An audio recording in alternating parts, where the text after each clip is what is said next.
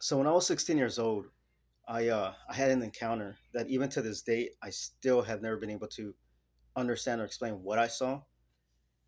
And I've asked people, others have heard my story, yet nobody has really been able to understand what it was that I saw. Maybe I saw something unique.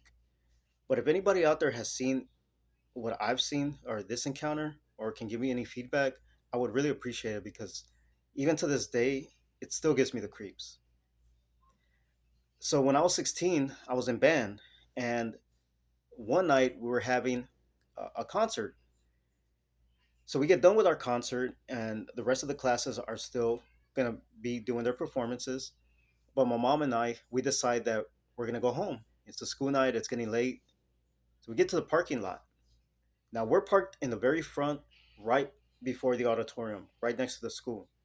So like where I'm standing right here, like at a distance away, there's the auditorium. I would say about maybe not that far, maybe like 10 feet away. That like the auditorium is right there, and there's this open door, right?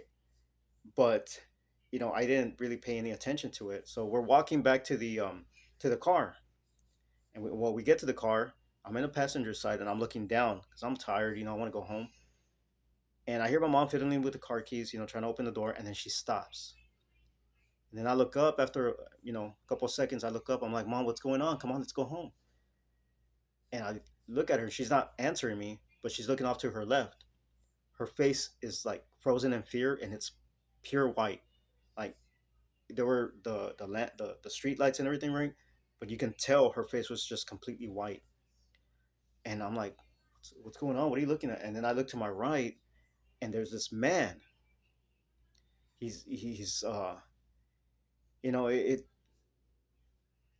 from here. Listen to my story. You might think, well, it's just a guy, right? Well, no, there was something eerie about this guy. For starters, he was pretty tall. He was around 6 foot, like between 6'2", 6'4", and he had a brown hat. He had a brown trench coat that was like up to here, like kind of like in that Inspector Gadget. Um, he had a bandana that was covering this right here, but his eyes had a uh, it was intense. Like you could tell within his eyes that he looked pissed. There was something odd about this guy. Like you could tell, you could just feel like an evilness to it. And so we're there standing, and I turn around. And I finally had like I was able to tell my mom, "Mom, come on, hurry up, try to get in the car." And she's trying to open it, and finally she gets it open. We get in the car, we look up. He's still staring at us, but his chest is like he's getting more pissed. He's like this, right? And behind him, he was like the auditorium was behind him, and there was an open door, like to enter the auditorium. Like there was no, like, it was like an entrance. There was no door, but it was an entrance. Like within the auditoriums all around, there's an entrance, and you can see behind was like it. There was a light way in the hallway. It was like an infrared, like red light, and so it was all red. Like it was all going red. And well, what happens next is we try to start my mom tries to start the car. It's not turning on, which was odd because we had just gotten a brand new battery, and we had a mechanic check the car. Everything was good to go before before my mom went to go see me. And it was I remember him just looking at us, and like he's about to want to come at us, but then he stops as my mom's trying to turn the car on, and she gives it one more go, and it just cuts off. Like it doesn't even want to. It doesn't even you can't even hear the battery. And finally he points slowly, and he points at me, and he points like this, and my mom's trying to start it again, and it's like he jerks at us, and the car starts, and then he slowly backs up, and finally my mom reverses the car, puts it in drive. We go ahead and we take off, and there's a curve at a distance that we get to, and we're a pretty good distance away now from this guy. But I turn around, and he's still staring at me, but he turns around slowly, and he goes inside. I mean, It was pretty freaky. And the reason it even what made this even more eerie is that a couple days later we go back there because we had to go to the middle school, and we look at the auditorium where he was looking at us from, and it was just all brick.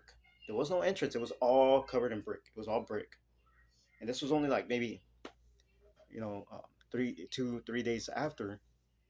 So we talked to the principal. We asked him, "Hey, is there an entrance back here? What happened? Did you guys like close it off? Like, what are you talking about? It's always been like that." And he's like, "Remember, because I used to go to middle school there, and one of the things is that I remember is that me and my friends took a picture like right there, and we're looking and there's in our pictures there's nothing behind there. So where that came from, that door and him, it was just like it appeared like out of nowhere. So I've always wondered what that was. Could he have been a demon dressed in that kind of clothing? Because he wasn't a homeless man, and there was evil to it. Like you felt it. My mom saw it.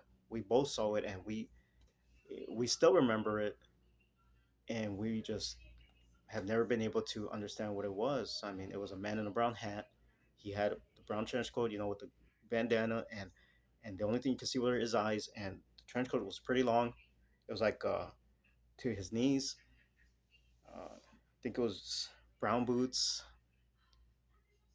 I don't know what kind of pants. I think it was like slacks or something. I'm not really too sure, but um, anybody out there has heard this about this entity, what it could be, I would really like some feedback. All right, well, appreciate it.